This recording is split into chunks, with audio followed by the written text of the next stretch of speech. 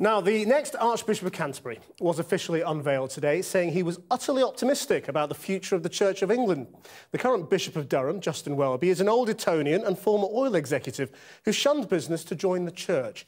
He may have to employ all his diplomatic skills in the coming months with pressing issues such as the Church's stance on women bishops, something he supported, and gay marriage, which he has not, all up for debate. Well, a few minutes after the new Archbishop was unveiled, I got to talk to him, and I started by asking whether he supports an overarching inquiry into the recent allegations of child abuse. It's not really for me to say whether there should be an inquiry. What is clear for me is that any allegations of abuse against children and vulnerable adults must always be taken seriously, immediately, and dealt with. Because you sit on another inquiry, the banking inquiry. You want to stay on that, don't you? Yes, I'm intending to stay on that until it's complete. Eton, Cambridge, the oil industry, and now the Church of England. You don't sound like a very troublesome priest. Well, time will tell on that. No, you know, that's troublesome priest. I haven't been accused of that, but I suppose I try and be troublesome in ways that, I've been troublesome in ways that haven't made too many waves, visibly. But I think I've been reasonably troublesome in the background. Certainly on the Banking Standards Commission, I think we're seeing some very radical thoughts coming forward, and I expect that to be a fairly radical report.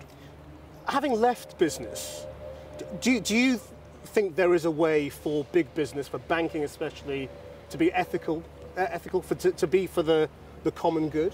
Oh, emphatically, yes. It is perfectly possible, and one sees it done by many, many business organisations. Are there any ethical banks now? Oh, yes. Which ones? I'm not going to get into lists, but yes, there are definitely ethical banks. There's no such thing as a perfect organisation. Well, if you want one, I suppose I'd say the Co-op would be straight off. And what is clear is that many of the banks are striving to change their culture. What do you think about these big businesses who are paying so little tax? And the rich generally, in terms of the way, how much tax they pay? I think the tax system needs to be structured so that people pay a proper contribution to society in an appropriate way. So Vodafone, Starbucks, Amazon, all these companies who are negotiating relatively low tax rates. Well, it's for the tax system to make sure that they're unable to do that. No, I don't think it's right.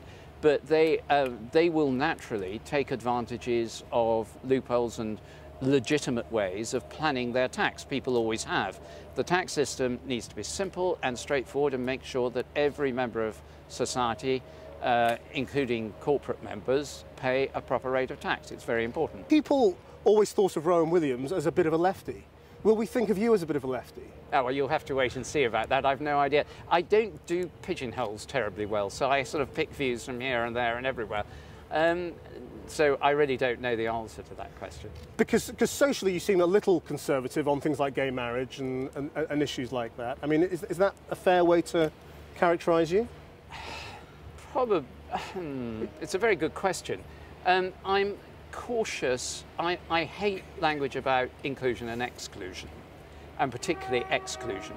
So I'm very aware of the Church's history in dealing badly with many of these issues, and therefore the need for us to be very thoughtful and prayerful and careful about how we listen to people. I'm also, because of my international experience, profoundly aware of the impact of what we do on overseas churches. As the leader of the Anglican Church, can I just ask you about a couple of key Anglican issues? Do you believe, literally, in the virgin birth? I can say the creed without crossing my fingers at any point. Is that a yes? That's a yes. And do you believe Jesus was physically resurrected? Yes.